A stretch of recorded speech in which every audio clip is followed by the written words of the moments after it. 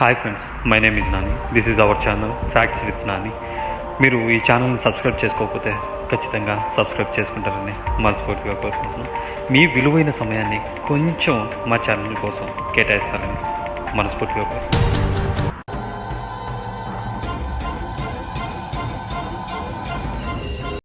అది 1962. మాది కృష్ణాపురం దగ్గర ధర్మపురి అనే గ్రామం. నా పేరు సూర్యనారాయణ. నాకు మా మిద్దె పైన పడుకోవడం అలవాటు.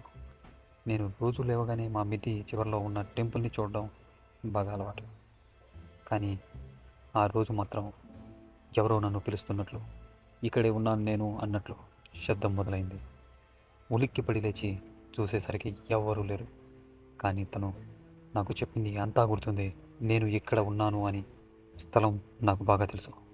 అప్పుడు సమయం 2:35. నేను మేడపై నుండి కిందకు దిగుతూ ఉండగా ఎవరో నా వెనుక నడుస్తున్నట్లు అనిపించింది. వెంటనే వెనక్కి తిరిగి చూడగా అక్కడ ఎవరూ కనిపించలేదు. మళ్ళీ ముందుకు కొన్ని అడుగులు వేయగా ఎవరో పిలిచినట్లు అనిపించింది. నెమ్మదిగా వెనక్కి తిరిగాను. ఏదో నల్లటి ఆకారం నా వైపుకు రావడం మొదలైంది. నన్ను ఎవరో తాడుతో కట్టేసినట్లు బిగుసుకుపోయాను. ఆ నల్లటి ఆకారం ఇంకా దగ్గరికి రావడం నాకు అర్థమవుతుంది. ఆ ఆకారం దగ్గరగా చూశాను.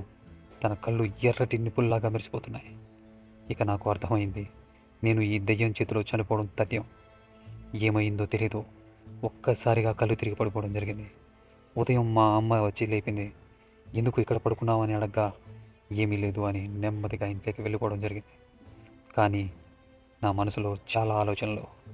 అసలు ఎవరు తను? దయ్యం అయితే నన్ను ఏమీ చేయకుండా ఎందుకు విడిచిపెట్టింది? నాకు మాత్రమే ఎందుకు కనిపించింది? ఈ ప్రశ్నలు నాలో ఎప్పటికీ మెదులుతూనే ఉంటాయి. ఇలాంటివి మీకైనా కావచ్చు, లేదా మీకు తెలిసిన వాళ్ళకైనా కావచ్చు. ఆ స్టోరీస్ని నా ద్వారా 10 మందికి తెలియపరచాలి అని అనుకుంటే way to go, this is my Insta ID. మరిన్ని ఇలాంటి హర్రర్ స్టోరీస్ నా ద్వారా మీరు అందుకోవాలి అనుకుంటే please subscribe my channel. And thanks for watching. ధన్యవాదాలు.